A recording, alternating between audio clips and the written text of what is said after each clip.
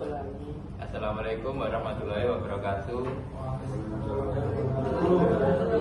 Selamat pagi teman-teman. Pagi. Baik, pada kesempatan kali ini kami dari kelompok teori belajar konstruktivisme akan sedikit mengulas tentang teori belajar konstruktivisme. Sebelumnya perkenalkan, nama saya Valian Diva Maulana dengan NIM 2405053477 dan rekan saya. Perkenalkan, nama saya Abdurrahman dari NIM 80. Perkenalkan, nama saya Bagas Berusdinata dari NIM 24055340665.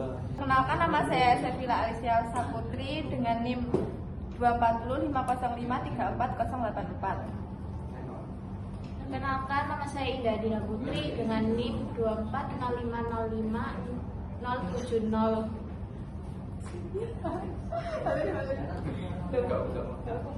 Oke, baik, langsung saja ke pembahasan.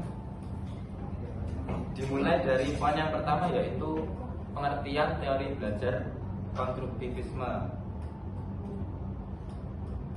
Oke, baik,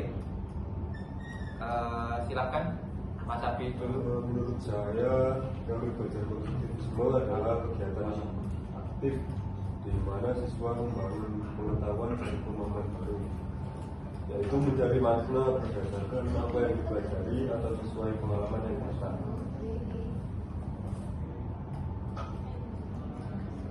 Sudah, Mas Abi, lanjut. Mungkin Mas Bagas, silakan. Untuk saya sendiri, pengertian teori belajar konstruktivisme adalah teori belajar yang mendepankan kegiatan, menciptakan serta membangun dari sesuatu yang telah dipelajari. Sudah. Oke. Lanjut, Mbak Sevilla. Jadi menurut saya teori belajar konstruktivisme yaitu pendekatan dalam proses belajar yang menekankan bahwa pengetahuan tidak diberikan secara langsung, melainkan dibangun sendiri oleh individu berdasarkan pengalaman dan interaksinya dengan lingkungan. Dalam teori ini, peserta didik dianggap sebagai subjek aktif yang secara aktif mengonstruksi pemahaman dan makna dari informasi yang diperoleh, bukan sekedar menerima pengetahuan secara pasif dari guru atau sumber lain. Selanjutnya, Mbak Ida, silakan.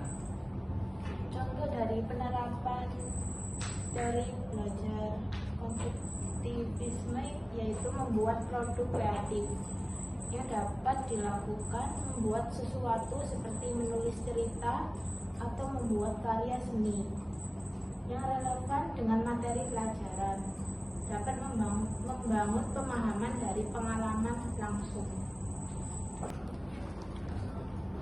Oke, dari beberapa paparan dari teman-teman, jadi bisa disimpulkan teori konstruktivisme adalah teori pembelajaran yang berpendapat bahwa pengetahuan dibangun oleh siswa berdasarkan pengalaman mereka sendiri. Dalam teori ini, siswa diposisikan sebagai individu yang aktif mengkonstruksi pengetahuan, bukan sekedar menerima ilmu dari guru saja. Lalu dalam teori konstruktivisme ini, guru berperan sebagai fasilitator yang merancang tugas, pertanyaan, atau tindakan lain untuk memancing rasa penasaran siswa.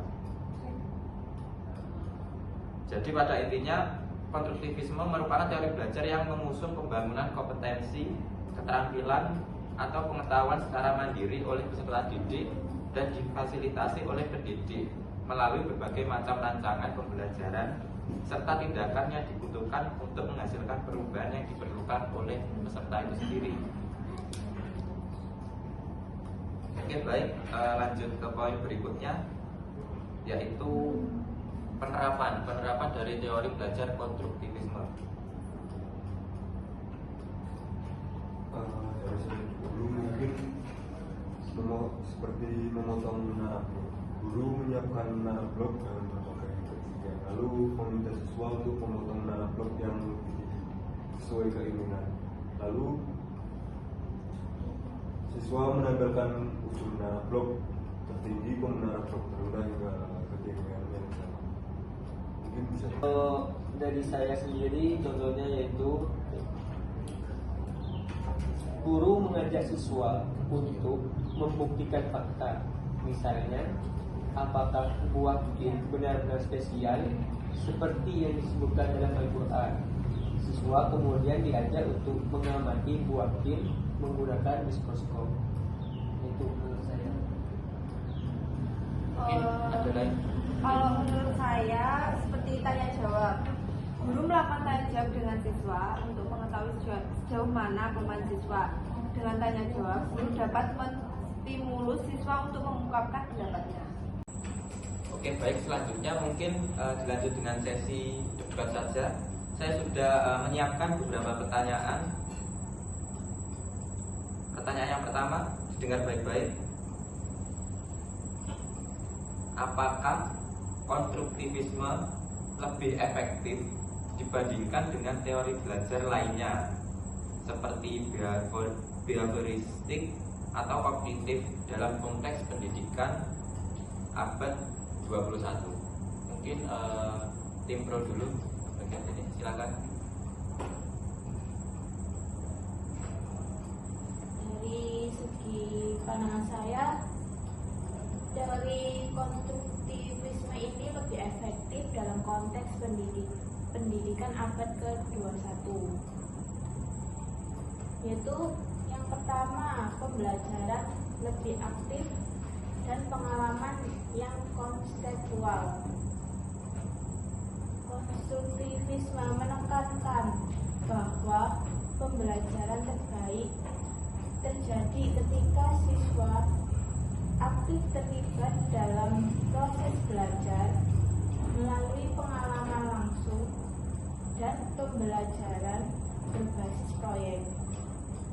Dalam pendidikan abad 21, siswa perlu keterampilan praktis dan kemampuan untuk menghubungkan pengetahuan dengan situasi kehidupan nyata.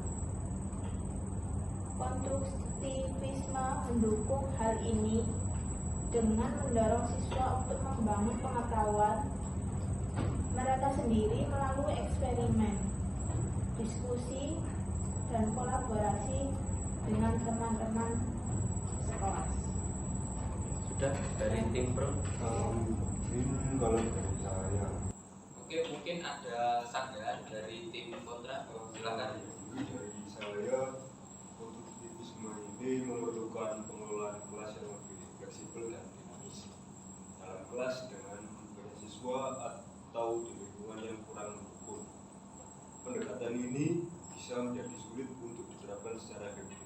Selain itu, penerapan konstruktivisme ini membutuhkan lebih banyak waktu untuk eksplorasi dan refleksi yang bisa mengganggu ketercapaian target-target kurikulum dan standar ujian yang ketat. Oke, baik. Itu tadi dari tim kontra, mungkin tim pro bisa menyampaikan. Kalau menurut saya pemecahan masalah dan berpikir kritis. Pendidikan abad 21 lebih memfokuskan pada pengembangan keterampilan berpikir kritis dan pemecahan masalah. Konstruktivisme dengan filosofi bahwa siswa membangun pengetahuan secara aktif sangat cocok untuk menciptakan keterampilan ini. Siswa yang belajar secara konstruktivisme dihadapkan dengan tantangan yang memerlukan pemikiran analitis, evaluasi, dan kreativitas yang sesuai dengan tuntunan dunia kerja modern. Oke, baik. Dari tim kontra, silakan dilanjutkan jika ada sanggahan. Kalau menurut saya, salah satu kritik terhadap konstruktivisme adalah kesulitan dalam mengukur hasil belajar siswa secara objektif. Banyak elemen dalam pembelajaran konstruktivisme yang menjadi subjektif, seperti keterampilan berpikir kritis atau kolaborasi, yang sulit diukur dengan metode penilaian tradisional. Di sisi lain, teori-teori lain seperti behaviorisme atau kognitivisme lebih mudah diukur dengan tes yang lebih terstruktur, yang sangat penting dalam sistem pendidikan yang berfokus pada nilai dan hasil akademik yang dapat diuji. Oke, itu dari tim kontra ya. Mungkin bisa disanggah lagi tim pro. Dalam Buat kami ngomong apa? Gak apa wes putih. dalam konstruktivisme mendorong kolaborasi antar siswa melalui kerja kelompok dan diskusi.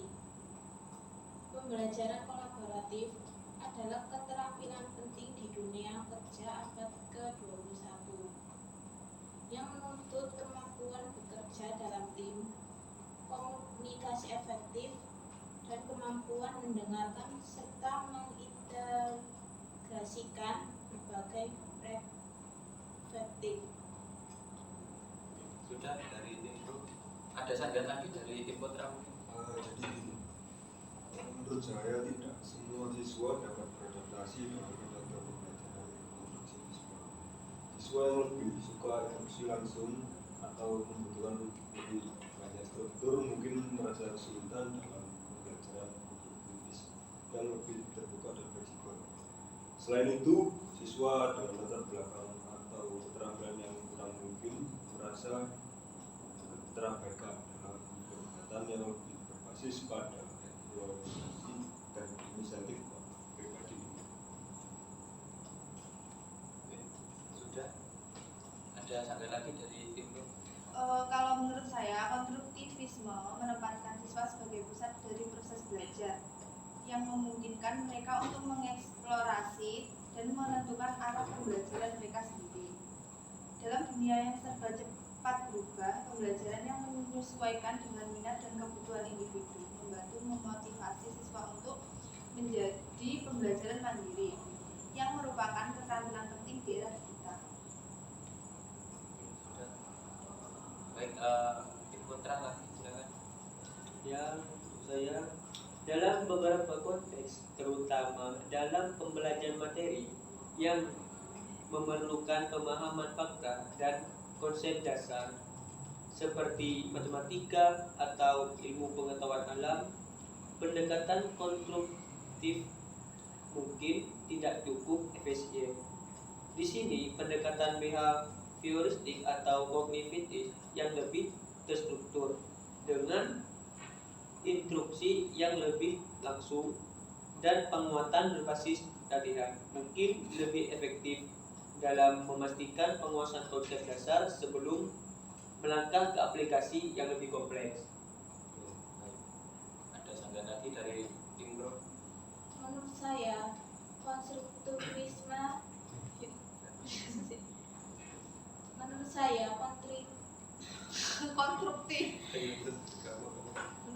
konstruktivisme mudah dapat disesuaikan dengan penggunaan teknologi modern seperti pembelajaran berbasis proyek digital, pembelajaran jarak jauh, dan simulasi virtual. Hal ini memungkinkan siswa untuk belajar dengan cara yang lebih interaktif dan terhubung dengan dunia luar secara langsung yang sangat relevan dengan pendidikan abad 21. Oke, baik. Mungkin yang terakhir dari tim kontra silakan. Mungkin dari saya untuk ini menuntut keterampilan guru yang lebih tinggi dalam merancang pembelajaran yang memungkinkan siswa untuk membangun pengetahuan mereka sendiri. Guru harus lebih kreatif, fleksibel, dan mampu menyesuaikan pendekatan dengan kebutuhan siswa yang berbeda-beda. Tidak semua guru terlatih atau siap untuk menerapkan pendekatan ini, terutama dalam sistem pendidikan yang terfokus pada ujian dan pembelajaran berbasis kurikulum yang ketat. Oke, baik. Sudah. Jadi kesimpulan yang bisa kita ambil dari debat ini adalah dalam konteks pendidikan abad ke-21, konstruktivisme menawarkan pendekatan yang lebih sesuai dengan tuntutan dunia yang mengutamakan keterampilan berpikir kritis, kolaborasi, dan pembelajaran mandiri. Namun, dalam beberapa kasus, pendekatan ini mungkin tidak selalu efektif dibandingkan dengan behavioris atau kognitivisme, terutama dalam hal pengelolaan kelas yang besar, pengukuran hasil belajar, dan materi yang memerlukan penguasaan fakta dasar secara cepat dan efisien. Oleh karena itu, efektivitas konstruktivisme sangat bergantung pada konteks dan cara interpretasinya sendiri. Oke, sudah usai dari debat yang pertama. Saya lanjut dengan pertanyaan yang kedua. Sebentar. Oke, didengarkan baik-baik dari tim pro maupun kontra. Akan saya bacakan.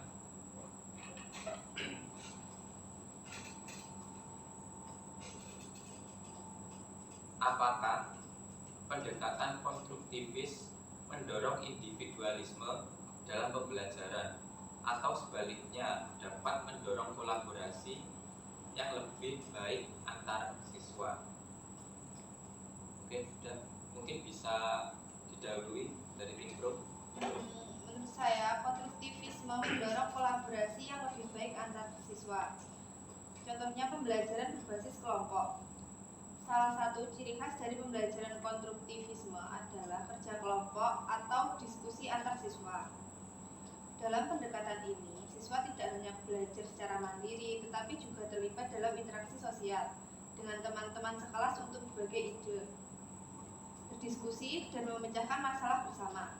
Proses ini sangat mendukung pengembangan keterampilan sosial dan kolaborasi. Kolaborasi memungkinkan siswa untuk membangun pengetahuan secara kolektif yang bisa memperkaya pemahaman mereka dan memberi mereka berbagai perspektif. Oke, sudah dari tim pro. Mungkin dilanjut dari tim kontra, silakan. Menurut saya, pembelajaran mandiri dan pengembangan kemandirian salah satu tujuan utama dari konstruktivisme adalah untuk mengembangkan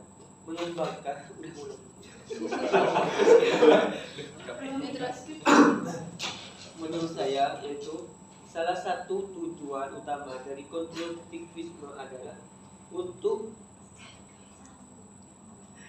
mengembangkan kemandirian siswa dalam pembelajaran. Pendekatan ini sering kali mendorong siswa untuk mengeksplorasi ide dan pengetahuan mereka sendiri melalui penemuan pribadi atau eksperimen. Dalam hal ini, siswa lebih fokus pada proses internal mereka, bukan pada interaksi sosial dengan orang lain.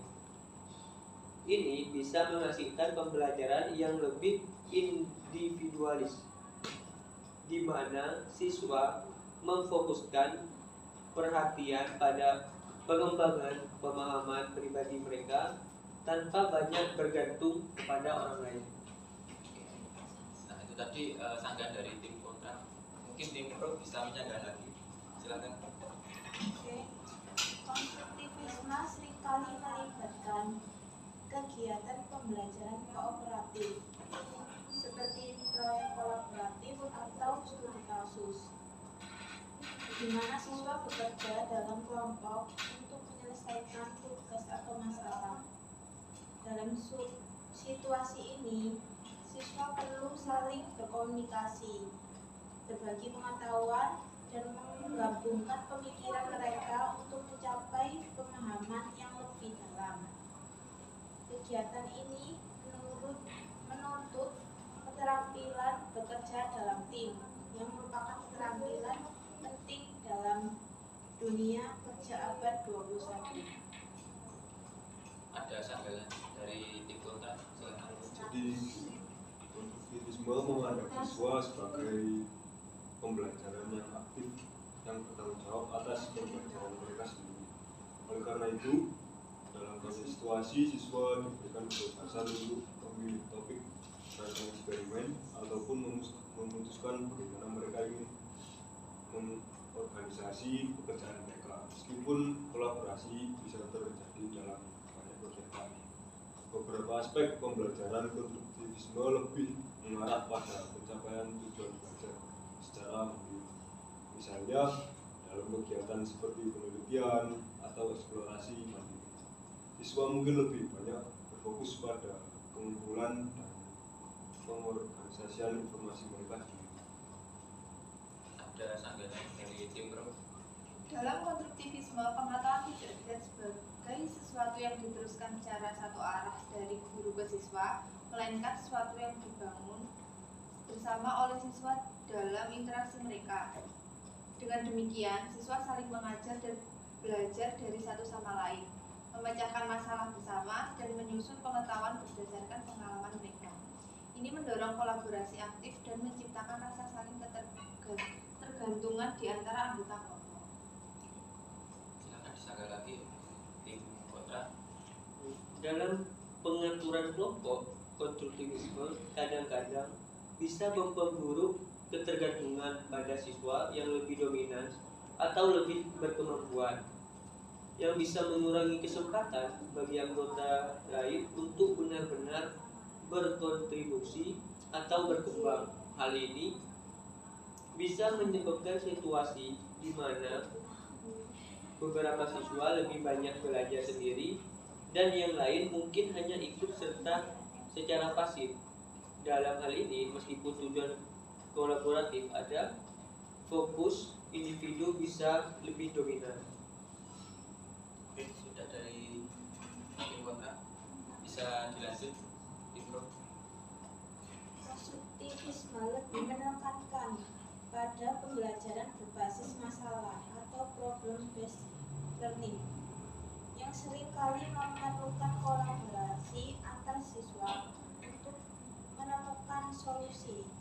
Dalam situasi ini, siswa dapat saling bertukar ide. Baik, lanjut ke pertanyaan berikutnya.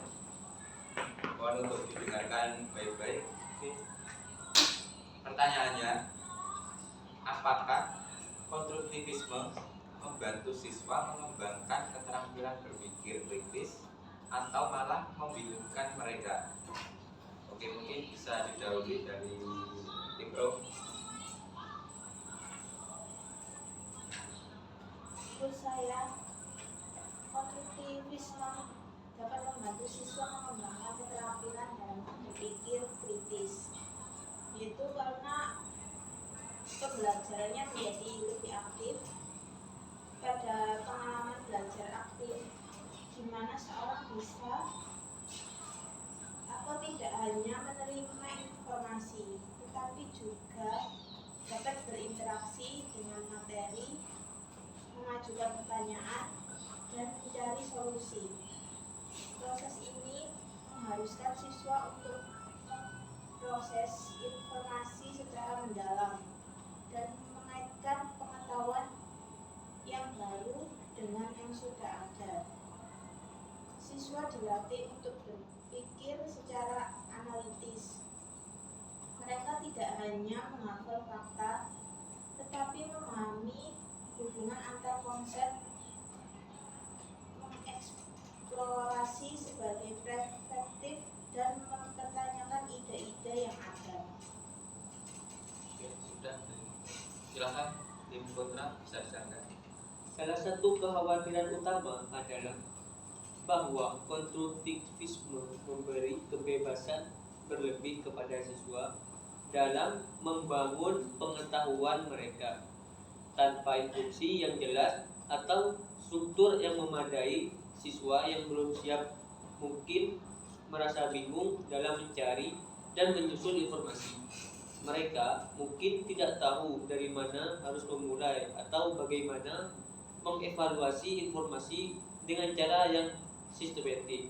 Misalnya, dalam pembelajaran matematika yang membutuhkan pemahaman dasar yang kuat, membiarkan siswa menemukan rumus atau konsep sendiri bisa mengarah pada pemahaman yang salah atau kabur.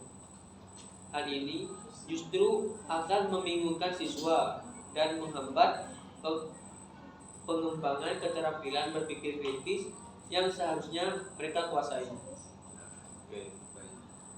Ada sanggahan dari tim Pro. Salah satu prinsip utama dalam konstruktivisme adalah pemecahan masalah dengan mengerjakan tugas yang melibatkan masalah nyata atau situasi kehidupan. Siswa diajak untuk berpikir kreatif dan kritis dalam mencari solusi. Hal ini mengasah kemampuan mereka untuk mengevaluasi berbagai pilihan, menganalisis masalah dari berbagai sisi, dan mengembangkan solusi yang tepat.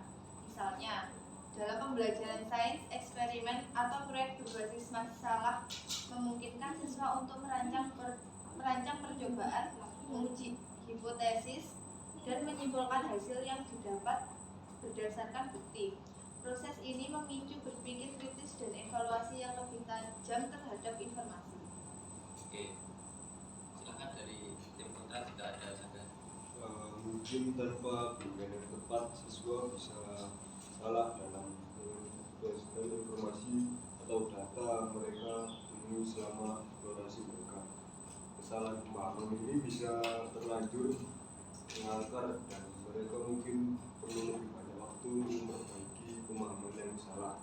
Oleh karena itu, terlalu banyak kebebasan bisa mengarah pada kesalahan kognitif yang menghambat perkembangan keterampilan berpikir kritis secara efektif. Sebagai contoh, dalam pembelajaran sains, siswa mungkin menemukan informasi yang tidak valid atau tidak sesuai dengan konteks sejarah yang lebih luas jika mereka dibimbing untuk memahami bagaimana menilai kredibilitas sumber. Oke, bisa dilanjut dari tim Pro. Dalam model konstruktivis, interaksi sosial dan diskusi kelompok menjadi bagian integral dalam pembelajaran. Melalui diskusi dan kolaborasi, siswa bisa mendengarkan perspektif orang lain, memperdebatkan ide, dan belajar untuk menilai argumen dengan objektif. Kolaborasi ini mengajarkan siswa untuk mendengarkan dengan kritis, memformulasikan pendapat berdasarkan bukti yang ada, serta mempertahankan atau mengubah pandangan mereka setelah mendengar pendapat orang lain. Proses ini mendukung perkembangan keterampilan berpikir kritis dalam konteks sosial. Oke, baik. Ada sanggahan dari tim Putra. Yang selanjutnya, tidak semua siswa memiliki kemampuan yang sama dalam berpikir kritis atau mandiri. Beberapa siswa, terutama mereka yang memiliki kesulitan belajar, mungkin kesulitan untuk menganalisis informasi secara kritis tanpa bimbingan yang lebih langsung. Mereka mungkin merasa kebingungan dan frustasi dengan pendekatan yang terlalu terbuka atau kurang terstruktur. Contohnya, dalam kasus ini, lebih banyak dukungan langsung dari guru bisa lebih bermanfaat dalam membantu siswa membangun keterampilan berpikir kritis dengan cara yang lebih terarah dan lebih mudah dipahami. Oke, dari tim Pro. Silakan Sang. Konstruktivisme memberi ruang bagi siswa untuk mengeksplorasi ide-ide mereka sendiri melalui penelitian dan eksperimen. Ketika siswa diberikan kesempatan untuk menemukan informasi dan pengetahuan baru melalui eksperimen mereka sendiri, mereka didorong untuk berpikir kritis dalam mengevaluasi sumber-sumber informasi dan membangun pengetahuan mereka. Dalam situasi ini, siswa belajar untuk mengidentifikasi asumsi, menguji hipotesis, dan menarik kesimpulan berdasarkan bukti yang tersedia. Semua ini adalah keterampilan inti dalam berpikir kritis. Oke, baik. Mungkin yang terakhir silahkan pendapat dari tim Putra. Mungkin konstruktivisme yang terlalu berfokus pada proses eksplorasi dan pengembangan diri bisa mengabaikan penting penguasaan konsep dasar. Siswa mungkin lebih terfokus pada cara berpikir dan menemukan solusi, tetapi mereka bisa kehilangan landasan pengetahuan dasar yang diperlukan untuk berpikir secara kritis. Sebagai contoh, dalam pembelajaran sains, penting bagi siswa untuk memahami dasar-dasar teori ataupun sebelum mereka berpikir kritis tentang eksperimen atau aplikasi konsep-konsep tersebut.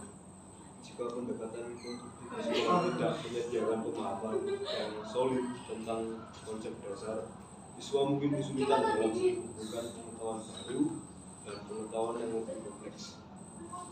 Oke, baik. Jadi itu tadi pendapat dari tim pro dan tim kontra.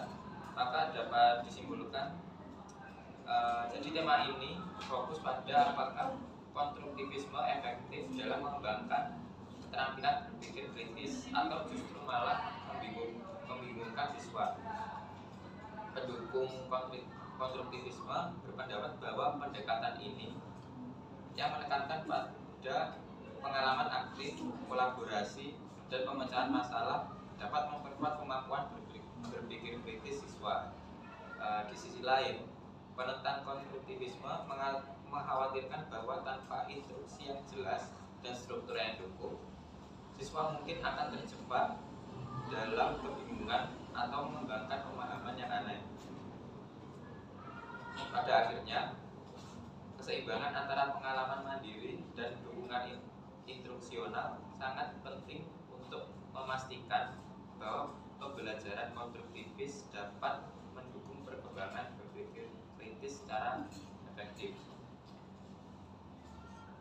Oke, mungkin itu saja pemaparan secara garis besar tentang teori belajar konstruktivisme. Dan oke, sekian dari kami. Bila ada kesalahan, kami mohon maaf yang sebesar-besarnya. Akhir kata, wassalamualaikum warahmatullahi wabarakatuh. Waalaikumsalam warahmatullahi wabarakatuh. Dadah.